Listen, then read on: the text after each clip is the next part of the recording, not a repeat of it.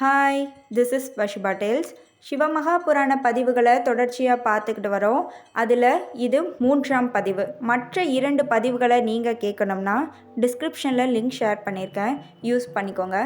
வாங்க பதிவுக்குள்ளே போகலாம். ஓம் நம சிவாய. பிச்சாடனார் மோகினி கதையும் நாகேஸ்வர லிங்க மகிமையும். தாருவனம் என்ற ஒரு காடு இருந்தது. அது இயற்கை அழகுடன் திகழ்ந்தது. அங்கே முனிவர்களும் ரிஷி பத்தினிகளுடன் வாழ்ந்து வந்தனர். முனிவர்கள் யாகங்களே கடவுள் என்ற வாதம் செய்தும் பெண்கள் கற்பே உயர்ந்தது என்றும் வாழ்ந்து வந்தனர். அவர்களை திருத்த எண்ணம் கொண்ட சிவன் மகாவிஷ்ணுவை மோகினி உருவமெடுத்து தன்னுடன் கிளம்பி வரச் சொன்னார். அழகான மோகினி உருவம் தாங்கினார் விஷ்ணு. எப்படி இருந்தாலாம் மோகினி? பொற்பதுமை போன்ற உடல் அழகு, முழு நிலா போன்ற முகம், மன்மதன் வில்லை போன்ற வளைந்த புருவம், வேல் போன்ற கண்கள், முல்லை மலர் போன்ற பல்வரிசை, கொவ்வை பழம் போன்ற உதடுகள், பொற்கிண்ணம் போன்ற ஸ்தானங்கள், சாணைக்கல் போன்ற கன்னம், சங்கு போன்ற கழுத்து, மூங்கில் போன்ற தோல், உடுக்கை போன்ற இடை, யானை துதிக்கை போன்ற தொடை, பாம்பின் படம் போன்ற நிதம்பம், செந்தாமரை மலர்கள் போன்ற கைகளும், செம்பஞ்சு பாதங்களும், அழகான ஆபரணங்கள் அணிந்து வந்தாளாம் மோகினி. சிவன் திகம்பரர் உருவம் எடுத்துக்கொண்டு மோகினியுடன் யானை போன்ற உருவை கொண்டு 1000 சூரிய பிரகாசம் கொண்டு ஒவ்வொரு வீடாகச் சென்று பிச்சை கேட்டாராம் அவர். அவருடைய நோக்கமே முனிவர்களுடைய தவத்தையும் அவர்களின் மனைவியின் கற்பு நிலையை சோதிப்பதே ஆகும். அவரை கண்ட ரிஷி மனைவிகளுக்கு காமம் உண்டாகி விட்டது. அவரையே சுற்றி சுற்றி வந்தார்கள். மோகினி மட்டும் சும்மாவா இருந்தால்? முனிவர்களின் காம எண்ணங்களை தூண்டிவிட்டு கொண்டிருந்தாள். அவளை பார்த்த முனிவர்கள் அவளது அழகில் மயங்கி பின்தொடர ஆரம்பித்து விட்டார்கள். மோகினி அவர்களை மயக்கி அங்கும் இங்கும் அழைக்கழித்தாள். சிவன் ரிஷி பத்தினிகளை காமம் வர செய்து துன்புறுத்தினார். அலை கழித்த முனிவர்கள் ஆடை இல்லாமல் பிச்சைக்காக அலைந்து கொண்டிருந்த சிவனிடம் வந்தார்கள். நீர் யார்? இப்பெண் யார்? உமக்கு ஏன் பிச்சையிட வேண்டும்? நானா? ஒரு முனிவன். இவள் என் மனைவி. நாங்கள் பிச்சை எடுத்து தவம் செய்ய வந்தோம். நீங்கள் மனைவியோடு தானே தவம் செய்கிறீர்கள் என்று கேட்டபடி சிவனும் மோகினியும் மறைந்தனர். அவர்கள் மறைந்த அடுத்த நிமிடமே முனிவர்களுக்கும் முனி மனைவிகளுக்கும் உடல் நலக்குறைவு உண்டாகிவிட்டது. அவர்கள் அழுது பிரம்மனை வேண்டினார்கள். முனிகளே, நீங்கள் பிச்சை ஏற்பவராக வந்த சிவனுக்கும் அவரது மனைவியாக வந்த மோகினிக்கும் பிச்சை கொடுக்காமல் அதிதி பூஜை செய்யாமல் அவமானம் செய்தீர்கள். இதனால் உங்களுக்கு இந்த துன்பம் உண்டானது. இப்பாவம் நீங்கள் லிங்கார்ச்சனை செய்யுங்கள். முனிவர்களும் அவ்வாறே பூஜை செய்து சிவனை துதித்தார்கள். அவர்களது பூஜைக்கு மகிழ்ந்த சிவன் மீண்டும் பிச்சாடனாராக மோகினியோடு தோன்றினார். முனிவர்கள் சிவனுக்கும் விஷ்ணுவுக்கும் பாத பூஜை செய்தார்கள். முனிவர்களே, நீங்கள் கடவுள் இல்லை என்று சொன்னதால் அதனை போகவே நாங்கள் வந்தோம். உங்களை ஞானத்தில் சேர்க்கவே நாம் வந்தோம். இதோ நாகேஸ்வர லிங்கம், இதனை பூஜித்து முக்தி அடையுங்கள் என்று சொல்லியபடி சிவன் மறைந்தார். அந்தகேஸ்வரலிங்க மகிமை. இரண்யாட்சனின் மகனே அந்தகாசுரன் என்பவன் ஆவான். இவன் பிரம்மாவிடம் சாகாவரம் பெற்று தேவர்களை கொடுமை செய்தான். இவன் மந்திரமலையில் வாழ்ந்து வந்து கொண்டிருந்த காலம் அவனை ஒரு சமயம் தேவர்கள் வென்றுவிட்டார்கள். எனவே அவன் ஒரு துவாரத்தில் புகுந்து வாழ்ந்து கொண்டே தேவர்களுக்கு அவ்வப்போது துன்பம் கொடுத்து கொண்டிருந்தான். இதனை தேவர்கள் சிவபெருமானிடம் சென்று முறையிட்டார்கள். தேவர்களே, உங்களை வருத்தி கொண்டிருக்கும் அந்தகாசுரனை நான் கொல்கிறேன், கவலைப்படாதீர்கள். சொன்னபடி சிவனார் படைகளுடன் சென்று அந்தகாசுரனை சூலத்தால் குத்தி கொன்றார். இறக்கும் தருவாயில் சிவன் அவனிடம், உனக்கு வேண்டிய வரத்தை கேள், தருகிறேன் என்றார் சிவன். தங்களை தான் எந்த பிறவியிலும் மறக்கக்கூடாது, இதுவே நான் வேண்டும் வரம் என்றான் அவன். சிவனாரும் அருள் செய்துவிட்டு மறைந்தார். ஆதிசைவர் பெருமை. ஒரு காலத்தில் ததீசி என்ற ஒரு வீர சைவர் வாழ்ந்து கொண்டிருந்தார். அவர் சிவன் மேல் மிக்க அன்பு கொண்டவர். சிவார்ச்சனை செய்யாமல் உண்ணமாட்டார். தீட்சை செய்யாமலும் இருக்க மாட்டார். அவருக்கு ஒரு மகன் இருந்தான். அவனும் சிவபக்தியில் சிறந்தவன்தான். திருமணம் ஆன அவனுக்கு 4 மகன்கள் பிறந்தனர். இதற்கிடையில் ததீசி ஒரு வேலையாக வெளியூர் சென்றார். செல்லும் முன் தன் மூத்த மகனை சிவ அர்ச்சனை தினமும் விடாமல் செய்யுமாறு சொல்லிச் சென்றார். அவனும் ஒரு நாள் கூட விடாமல் சிவபூஜை செய்து வந்தான். அச்சமயம் சிவராத்திரி விழா வந்தது. ஏதோ ஞாபகத்தில் இருந்தவன் சிவராத்திரி அன்று சரியாக பூஜை செய்யவில்லை. இதனால் அவன் பைத்தியமாகிவிட்டான். இதற்கிடையே ததீசி ஊருக்கு திரும்பி வந்தார். வந்தவர் தம் மகன் பைத்தியமானது கண்டு வருத்தமடைந்தார். இதற்கிடையில் அவரது மருமகளும் திடீரென இறந்து போனாள். மனம் நொந்த ததீசி சிவபூஜையும் பார்வதி பூஜையும் செய்யத் தொடங்கினார். பார்வதி மகிழ்ந்து ததீசியின் முன்னால் தோன்றினாள். உன்னுடைய பக்தி என்னை மகிழ்ச்சியடைய செய்துவிட்டது. உன் மகன் பைத்தியம் தெளிவான். உன் மருமகள் சொர்க்கம் அடைவாள். பரார்த்த லிங்கங்களை வணங்கும் உரிமை உங்களுக்கு மட்டுமே உரியது. நீங்கள் எல்லாம் என் முகத்தில் தோன்றியவர்களே ஆவீர். உங்களை வணங்கினால் என்னையும் வணங்கின மாறிதான். ஆதிசைவனுக்கு உணவளித்தவர் பெரும் நன்மையை விளக்க இன்னொரு கதை வருகிறது. அந்தகேஸ்வரம் என்ற நகரத்தில் பத்திரன் என்பவன் வாழ்ந்து வந்தான். அவன் தினமும் 1000 அந்தணர்களுக்கு உணவளித்து வந்தான். அவனது அன்னதானத்தைக் கண்டு மகிழ்ந்த சிவனார் அவன் முன் தோன்றி ஒரு அன்னக்கொடியை அளித்தார். அவனது அன்னதானத்தைக் கண்டு மகிழ்ந்த சிவனார் அவன் முன் தோன்றி ஒரு அன்னக்கொடியை அளித்தார். இந்த கொடி என்று அருந்து விழுகிறதோ அன்று ஒரு உத்தமன் உன்னிடம் வந்து உணவு உண்டிருக்கிறான் என்று தெரிந்து கொள் என்று கூறுகிறார் சிவனார். அதன்படி அவன் ஒரு நாள் ஆதிசைவன் ஒருவனுக்கு திருப்தியாக உணவு கொடுத்தான். அன்னக்கொடியும் அருந்து விழுந்தது. அவ்வளவு சிறப்பு பெற்றது ஆதிசைவர்களின் பெருமை. அவர்களே சிவபூஜை செய்ய முழு தகுதி பெற்றவர்கள் ஆவர். சந்திரன் காதலித்த கதையும் சோமேஸ்வர மல்லிகார்ஜுனர் மகிமையும். சூதர் சந்திரனின் கதையை சொல்லத் தொடங்கிவிட்டார். ஆதி காலத்தில் தட்சனுக்கு அஸ்வினி முதலிய 27 பெண்கள் பிறந்தார்கள். இவர்களை எல்லாம் அவன் சந்திரனுக்கு திருமணம் செய்து கொடுத்தான். கொஞ்சம் காலம் சந்திரன் ஒழுங்காக 27 மனைவிகளுடன் குடித்தனம் நடத்தி வந்தான். ஆனால் பிறகு அவன் மாறிவிட்டான். 27 மனைவிகளுள் ரோகிணி என்பவளை மட்டுமே தனக்குரிய மனைவியாக வைத்து கொண்டு மற்ற மனைவிகளை அலட்சியம் செய்தான். விஷயம் தட்சனுக்கு போயிற்று. சந்திரா, இது சரியா? ஒரு மனைவியை மட்டும் மதித்து மற்ற மனைவிகளை நீ அவமானம் செய்யலாமா? இது தவறல்லவா? இனிமேலாவது இது மாதிரி செய்யாதே. எல்லா மனைவிகளையும் சமமாக நடத்து. ஆனால் சந்திரன் திருந்தவில்லை. கோபம் கொண்டான் தட்சன். நீ என் யோசனையை கேட்காமல் 26 மனைவிகளை புறக்கணித்துவிட்டு ரோகிணியிடம் மட்டும் நீ சிநேகமாக இருக்கிறாய். இதோ என் சாபம். உனது கலைகள் இனி குறைந்து கொண்டே வரும். சந்திரன் வருத்தமடைந்தான். அவனது கலைகள் குறைந்து ஒளி மங்கத் தொடங்கிவிட்டது. பார்த்தார்கள் தேவர்கள். பிரம்மாவிடம் சென்று முறையிட்டார்கள். பிரம்மா சொன்னார், சந்திரனுக்கு இது வேண்டியதுதான். இருந்தாலும் தன் மருமகன் என்றும் பாராமல் தட்சன் சந்திரனுக்கு சாபம் கொடுத்தது தவறு. அவன் பூர்வத்தில் செய்த ஒரு பாவத்தை சொல்கிறேன். அவன் ஒரு சமயம் குருவின் மனைவி தாரையை அவள் அழகில் மயங்கி கவர்ந்து கொண்டு விட்டான். குரு எவ்வளவோ கெஞ்சியும் அவன் அவளை விட மறுத்து விட்டான். கடைசியில் தேவர்கள் சந்திரனிடம் இது பாவம், ஒரு துரோகம், குருவின் மனைவியை கொண்டாடக்கூடாது என்று சொல்லி தாரையை குருவிடம் சென்று சேர்த்து விட்டார்கள். அப்பொழுது தாரை கருவுற்றிருந்தாள். அது சந்திரனால் உண்டானதே. அந்த மகனே புதன் ஆவான். குழந்தை பிறந்த பின் குரு தாரையை தன் மனைவியாக ஏற்றுக்கொண்டார்.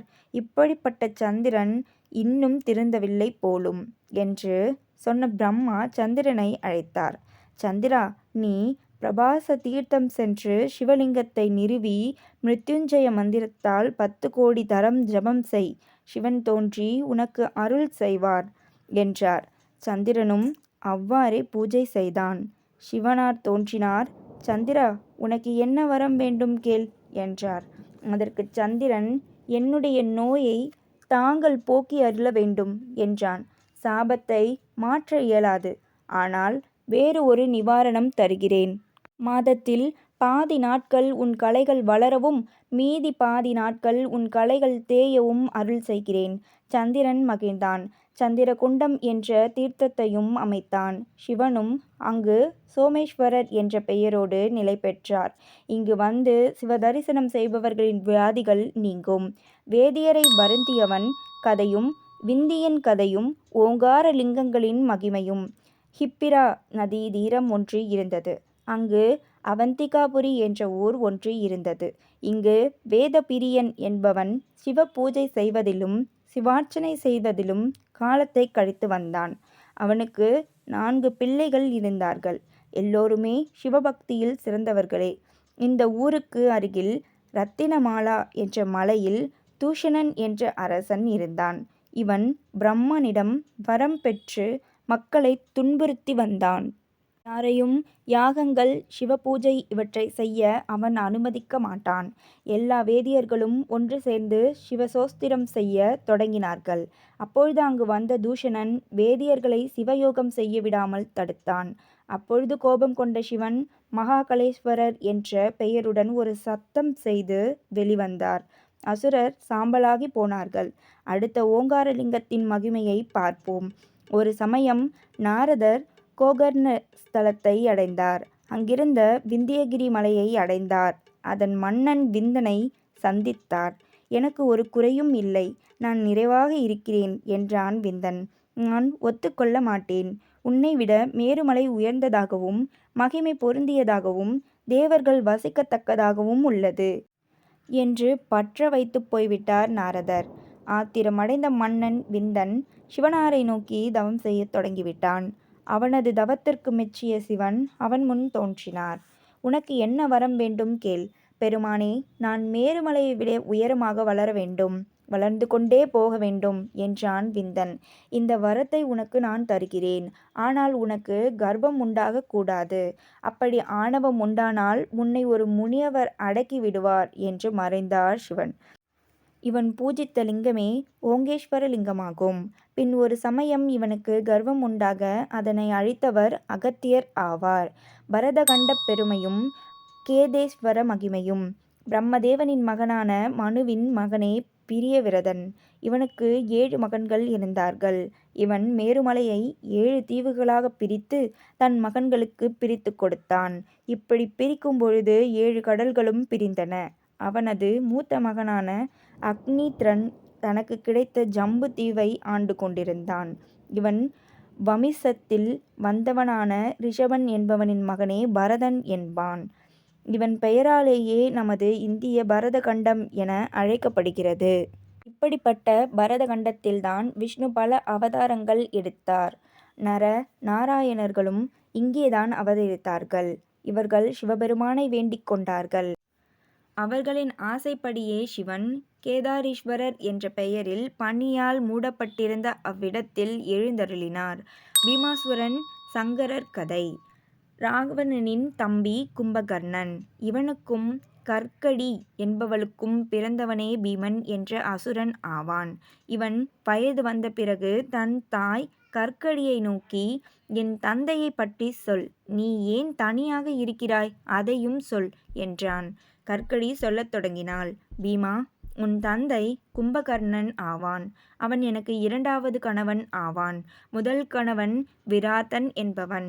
கும்பகர்ணனை ராமர் கொன்றுவிட்டார். அவனை மட்டுமல்ல, எனது முதல் கணவனான விராதனையும் ராமனே கொன்றான். என் தாய் தந்தையரை சுதிஷ்ணர் என்ற முனிவர் கொன்றுவிட்டார். இவற்றை கேட்ட பீமனுக்கு கடும் கோபம் உண்டாகிவிட்டது. என் தந்தையை கொன்ற அந்த ராமனை நான் கொல்லாமல் விடமாட்டேன் என்று சொல்லிக்கொண்டே சூரியனை நோக்கி தன் ஒரு கையை உயர்த்தி கடுந்தவம் செய்யத் தொடங்கிவிட்டான். 1000 ஆண்டுகள் அவன் தவம் செய்தான். அவனது கடுந்தவம் ஒரு தேஜஸாக உருமாறி தேவர்களை உருக்கத் தொடங்கிவிட்டது. தேவர்களின் கட்டளைப்படி பிரம்மதேவர் பீமனிடம் வந்தார். உனக்கு என்ன வரம் வேண்டும் கேள். பிரம்மனே, எனக்கு அபரிமித பலம் வேண்டும். அப்படியே என்று மறைந்தார் பிரம்மா. அபரிமித பலம் கொண்ட அவன் காமரூபம் என்ற தேசத்தை சேர்ந்த பிரிய தர்மனின் ராஜ்யத்தை பிடித்து கொண்டான். தர்மனை விலங்கிட்டு சிறையிலும் போட்டுவிட்டான். தர்மன் சிவலிங்கம் பிரதிஷ்டை செய்து சிவார்ச்சனை செய்ய தொடங்கிவிட்டான். இவனது மனைவியான தட்சிணி என்பவளும் சிவபூஜை செய்ய தொடங்கிவிட்டாள். இதற்கிடையில் பீமன் எல்லா உலகங்களையும் வென்று தேவர்களை மீண்டும் துன்புறுத்தத் தொடங்கிவிட்டான். தேவர்கள் சிவனை வேண்டத் தொடங்கிவிட்டனர்.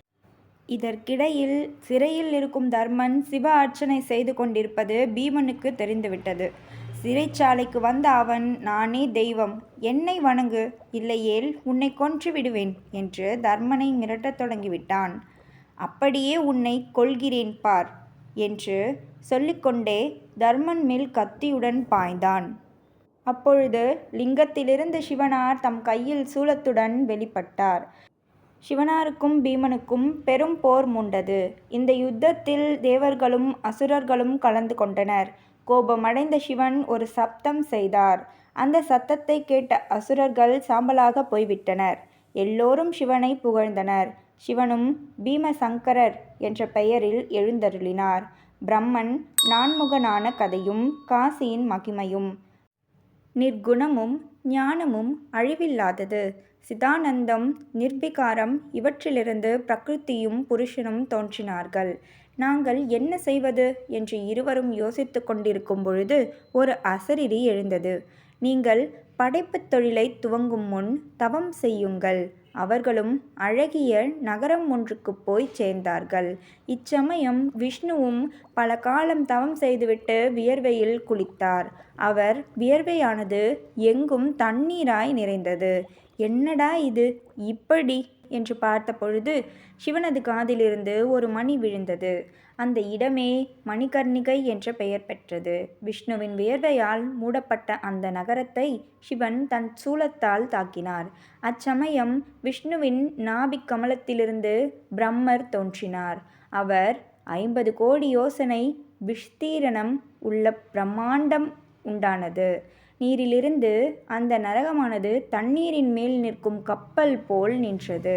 அந்த பிரம்மாண்டம் 3ஆக பிரிக்கப்பட்டது. மத்திய லோகம், பூலோகம், ஊர்த்தவலோகம், சத்தியலோகம், சுதோலோகம், பாதாளம் என்பவைகளே அவைகள். புண்ணியம் செய்தவர்கள் நல்ல யோகங்களையும் பாவம் செய்தவர்கள் பாவலோகங்களையும் அடைவார்கள். நிர்குணமான பரமாத்மாவின் 2 வடிவங்கள் உள்ளன. க்ஷரம் காணக்கூடிய உலகம், அக்ஷரம் சூட்சும உலகம். சகுணமும் நிர்குணமும் உள்ள 2 வழிபாடுகளும் முக்கியமே. மேலே சொன்ன நகரம் மத்திய லோகத்தில் சிவனின் சூலாயுதத்தால் நிறுவப்பட்டது. படைக்கும் பொழுதும் அழிக்கும் பொழுதும் இந்த நகரம் சிவனின் சூலத்தினின்றே வெளிப்படும். எனவே இந்நகரத்திற்கு காசி என்ற பெயர் உண்டானது. காசி என்றால் கர்மங்களை நாசம் செய்யும் நகரம் என்று பொருள்படும். அதாவது கர்மணாம் கர்ஷனாத் காசி என்று பொருள்படும். மற்ற புண்ணிய தலங்களில் சாருய்யம், அதாவது இறைவனுக்கு பெறும் முக்தியையும், காசி தலத்தில் சாயுஜ்யம், அதாவது இறைவனோடு ஒன்றுபடுதல் என்ற பொருளோடு முக்தியையும் கிடைக்கும். இந்த காலத்தில் சிவன் தம் பரிவாரங்களோடு இருந்து உயிர்களின் காதுகளில் நமசிவாயத்தை ஓதி முக்தி அளிக்கிறார். இனி சிவனார் கையில் பிரம்ம கபாலம் வந்த கதையை பார்ப்போம். ஒரு சமயம் சிவன் ஒவ்வொரு லோகமாக நலம் விசாரிக்கச் சென்று கொண்டிருந்தார். அவர் பிரம்மனை காண பிரம்மலோகம் சென்றார். சிவனை வரவேற்ற பிரம்மா தம் 4 தலைகளாலும் துதித்தார். ஆனால் 5வது தலையானது சிவனை திட்டியது. மனம் வருத்தமடைந்த சிவன் தம் கை நகத்தால் அந்த தலையை கிள்ளி எறிந்தார். அந்த தலையானது அவரை பின்தொடர்ந்து சென்றது. காசி வந்த பின்தான் அந்த தலை மறைந்தது. எனவே சிவனும் காசியில் அமர்ந்தார். பிரம்மாவினது ஒரு தலை அறுத்து எறியப்பட்டதற்கு ஒரு காரணம் உண்டு. ஒரு சமயம் பிரம்மா சரஸ்வதியை படைத்தார். படைத்தவுடன் அவளது அழகில் மயங்கி அவளையே மனம் செய்து கொள்ள விழைந்தார். கோபம் கொண்ட சரஸ்வதி, பிரம்மா, என்னை படைத்த நீரே என்னை மணக்க எண்ணலாமா? இந்த எண்ணம் தவறல்லவா? இப்படி சொன்ன உன் தலை சிவனால் கிள்ளி எறியப்படும் என்றாள். இதனாலேயே பிரம்மாவினது தலை கிள்ளி எறியப்பட்டது. அகல்யாவும் தண்ணீர் தகராறும். ஒரு சமயம் சிறப்புமிக்க கௌதமர் என்ற முனிவர் வாழ்ந்து வந்தார். அவரது மனைவியே அகல்யை. இவளே கௌதமரால் பின்னால் சபிக்கப்பட்டு தூசாக கிடந்து ராமனால் உயிர் பெற்றவள். கௌதமர் பல வருடங்கள் செய்யக்கூடிய ஒரு யாகத்தை செய்து கொண்டிருந்தார். அகல்யாவும் அவருக்கு உதவி புரிந்து வந்தாள். அச்சமயம் ஒரு பெரும் பஞ்சம் உண்டானது. பயிர்கள் வாடின, மலர்களும் கனிகளும் கருகி போயின, ஆடுகள் மாடுகள் செத்து விழுந்தன. எங்கும் பஞ்சமும் வறட்சியும் மக்களை மிகவும் வாட்டியது. உலகே வெயிலால் தகிக்கத் தொடங்கியது. இதனைக் கண்டு வருந்திய கௌதமர் வருணனை அழைத்தார். வருணா, என்ன இது? மழையில்லாமல் நாடே பஞ்சத்தில் வாடுகிறது. நீ ஏன் மேகங்களை தூண்டி மழையை பெய்விக்கவில்லை? இது சிவனுடைய ஆணை. நான் ஒன்றும் செய்ய இயலாது. வேறு வரம் ஏதாவது கேளும் என்றார் வருணர். வருணனே என்றார் கௌதமர், மகாத்மாக்கள் பிறரை பற்றி கவலைப்படுவார்களே தவிர தங்கள் நலனை எண்ண மாட்டார்கள். சூரியனை கண்டு இருள் விலகுவது போல அவர்களை பார்த்தாலே தரித்திரம் வறுமை விலகும். நரியை அதன் குகையில் சென்று பார்த்தால் வெறும் எலும்புகள்தான் கிடைக்கும். ஆனால் சிங்கத்தின் குகைக்குள் சென்றால் முத்துக்கள் கிடைக்கும். இதுதான் சாதாரண மனிதருக்கும் மகாத்மாவுக்கும் உள்ள வித்தியாசம். மரம், சந்தனம், பொன் இவைகள்தாம் கஷ்டப்பட்டாலும் பிறருக்கு நன்மை தருவது போல் நீரும் ஒரு மகாத்மா என்று அறியும். இந்த பூமி பல வகை உயிரினங்களாலும் நிறைந்துள்ளது. இந்த உயிரினங்களில் யார் தயை உடையவரோ, யார் உத்தமரோ, யார் அகந்தையற்றவரோ இவர்களாலேயே இந்த பூமி தாங்கப்பட்டு வருகிறது. வருணரே, நீரே இந்த உலக பிரபு. நீர் மழை பொழிந்துதான் ஆக வேண்டும். சரி, நீரே ஒரு குளம் வெட்டும். கௌதமரும் ஒரு குளத்தை வெட்ட அதில் நீர் நிரம்பியது. கௌதமரும் தன் நிலத்தில் விதைகளை விதைத்து தோட்டம் நன்கு வளரச் செய்தார். அவரது தோட்டத்தில் மரங்களும் செடி கொடிகளும் நன்கு விளைந்து எங்கும் இயற்கை அன்னை தாண்டவம் ஆடத் தொடங்கிவிட்டாள். அவரது நிலத்தில் தானியங்கள் நிறைய விளைந்தன. எங்கும் தண்ணீர் இல்லை. ஆனால் கௌதமரின் குலம் மட்டும் வற்றாமல் உள்ளது என்று அறிந்த பல முனிவர்களும் அங்கு வந்து சேர்ந்தனர். அவர்களும் தோட்டங்கள் அமைத்து ஆனந்த வாழ்வை தொடங்கினர். இப்படி எல்லோரும் ஆனந்தமாக கௌதமரால் வாழ்ந்து கொண்டிருந்த பொழுது ஒரு சம்பவம் நடந்தது. ஒரு நாள் கௌதமர் தம் சீடர்களிடம் தான் சந்தியாவந்தனம் செய்ய தண்ணீர் கொண்டு வரச் சொன்னார். சீடர்கள் கௌதமர் உருவாக்கியிருந்த குளத்திற்கு சென்றார்கள். அங்கு ஏற்கனவே பல ரிஷி பத்தினிகள் இருந்தார்கள். சீடர்களே, உங்களுக்கு என்ன அவசரம்? நாங்கள் தண்ணீர் முகர்ந்த பிறகு நீங்கள் தண்ணீர் எடுக்கலாம் என்றார்கள் அவர்கள். சீடர்கள் அதனை அகல்யாவிடம் வந்து சொல்ல அவள் ரிஷி பத்தினிகளை சமாதானம் செய்தாள். சீடர்களும் கௌதமருக்கு தண்ணீரை கொண்டு வந்து கொடுத்தனர். இவை எதுவும் அவருக்கு தெரியாது. ஆனால் மோசமான குணம் கொண்ட ரிஷி பத்தினிகள் தங்கள் கணவனிடம் சென்றனர். என்ன பிழைப்பு இது? இந்த அகல்யா எங்களை எவ்வளவு கேவலம் செய்கிறாள் தெரியுமா? நாம் அவளை இங்கு வந்து அண்டி இருப்பதாக தற்பெருமை பேசுகிறாள். நாம் என்ன அவளது அடிமைகளா என்று அவதூறாக பேசுகிறார்கள். ஆனால் ரிஷிகள் இதனை காதில் போட்டுக்கொள்ளவில்லை. தினந்தோறும் ரிஷி மனைவிகள் கௌதமரின் சீடர்களை திட்டுவதும் பதிலுக்கு அகல்யா அவர்களை சமாதானம் செய்வதும் நடந்து வந்தது. அது மட்டுமல்ல, ரிஷி பத்தினிகள் தம் கணவரிடம் கோல் செய்வதும் தொடர்ந்தது. கரைப்பார் கரைத்தால் கல்லும் கரையாதா என்ன? ரிஷிகள் கௌதமரின் கொட்டத்தை அடக்க வேண்டும் என்று எண்ணத் தொடங்கிவிட்டார்கள். கௌதமரின் வெளியேற்றம். இனி மேலும் நாம் கௌதமருக்கு அடிமையாக இருக்க முடியாது. அவனை விரட்டிவிட நாம் ஒரு யுக்தி செய்ய வேண்டும். பின் நாம் இங்கு சுதந்திரமாக இருந்து தவங்களை இயற்றலாம் என்று முடிவு செய்த அந்த மோசமான ரிஷிகள் விநாயகரை நோக்கி தவம் இருக்க தொடங்கினார்கள். அவர்கள் தவத்திற்கு மகிழ்ந்த விநாயகர் அவர்கள் முன் தோன்றினார். ரிஷிகளே, உங்களுக்கு என்ன வரம் வேண்டும் என்று கேட்டார். விநாயகரே, இந்த கௌதமனை இந்த ஆசிரமத்தை விட்டு துரத்த ஏதாவது உபாயம் செய்யுங்கள். விநாயகர் சிரித்தார். என்ன இது? அந்த நல்லவனான கௌதமனை நாசம் செய்ய ஏன் எண்ணுகிறீர்கள்? உங்களுக்கு இது நல்லதா? உங்களுக்கு தண்ணீர் கொடுத்தவன் அவன். மாணிக்கத்தை விட்டுவிட்டு கருமணியை யாராவது விரும்புவார்களா? அந்த குற்றமற்ற கௌதமனுக்கு ஏன் தீங்கு எண்ணுகிறீர்கள்? அந்த எண்ணமே உங்களை தீமையில் தள்ளிவிடும் என்றார். ஆனால் கெட்ட காலம் வந்துவிட்ட அந்த முனிவர்கள் கௌதமனுக்கு தீங்கு செய்ய வேண்டும் என்பதில் குறியாக இருந்தார்கள். வேண்டாம், அந்த கௌதமர் உங்களுக்கு என்றும் தீங்கு எண்ணவில்லை. சாதுக்களுடன் சேர்ந்த முரடன் நல்லவனாகவும் முரடர்களுடன் சேர்ந்த நல்லவன் பாபியாகவும் மாறுவது உலக இயல்பு. ஆனால் நீங்கள் நல்ல குணமுள்ள கௌதமருக்கு தீமை எண்ணுகிறீர்கள். உங்கள் மனைவிகளே உங்களுக்கு எதிரிகளாக உள்ளார்கள். பெண்கள் பேச்சை என்றும் கேட்கக்கூடாது என்ற விநாயகரின் புத்திமதிகள் அவர்கள் காதுகளில் ஏறவில்லை. சரி, உங்கள் இஷ்டம் என்று சொல்லிய விநாயகர் மறைந்தார். இவற்றை அறியாத கௌதமர் தம்முடைய தவத்தில் இருந்தார். சொன்னபடி விநாயகர் ஒரு கிழட்டு பசு வடிவம் எடுத்துக்கொண்டார். கௌதமரின் கோதுமை பயிரை மேயத் தொடங்கி விட்டார். பார்த்தார் கௌதமர்.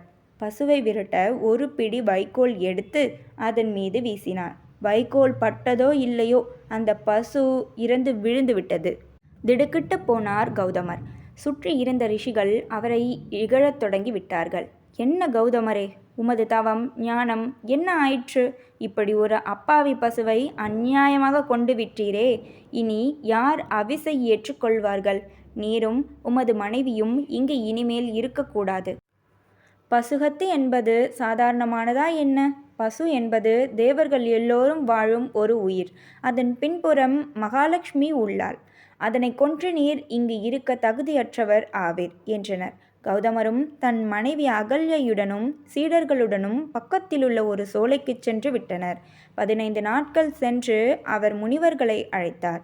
என் கோஹத்தி பாவம் தீர ஒரு வழி சொல்லுங்கள் என்றார். நீர் முதலில் பசுவை கொன்றவன் நான் என்று சொல்லி 7 வீடுகளில் பிச்சை எடுத்து உண்ண வேண்டும். பின் சாந்திராயண விரதம் இருக்க வேண்டும். அடுத்து இந்த பிரம்மகிரியை 101 முறை பிரதட்சிணம் செய்ய வேண்டும். அது மட்டுமல்ல, நீர் இங்கே கங்கையை கொண்டு வந்து அதில் குளிக்க வேண்டும். கோடிலிங்க அர்ச்சனையும் செய்ய வேண்டும். சந்திரனின் கலைகள் உயர உயர ஒரு கவளம் கவளமாக உயர்த்தியும் அதன் கலைகள் குறைய குறைய ஒரு கவளமாக குறைத்தும் உண்ணுதல் வேண்டும். அவ்வாறே கிரிவலமும் கோடி லிங்கார்ச்சனையும் செய்து முடித்தார் கௌதமர். சிவன் தோன்றினார்.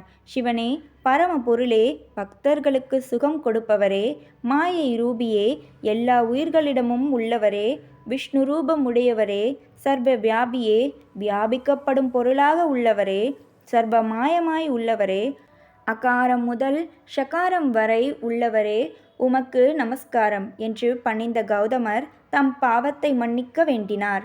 கௌதமரே என்றார் சிவன், உமக்கு பாவம் என்பதே கிடையாது. நீர் புண்ணியவான்.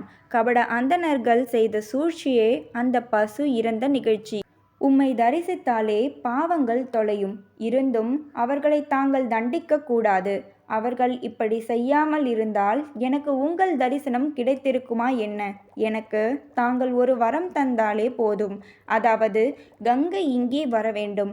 சரி என்ற சிவன் தம் ஜடையிலிருந்த கங்கையை விட்டார். கங்கையும் ஆறாக பெருகியது.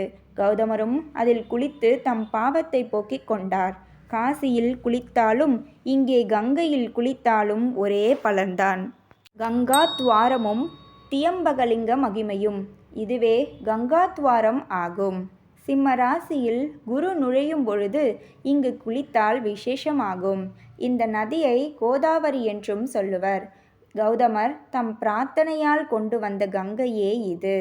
கௌதமி என்ற இதனை அழைப்பர்.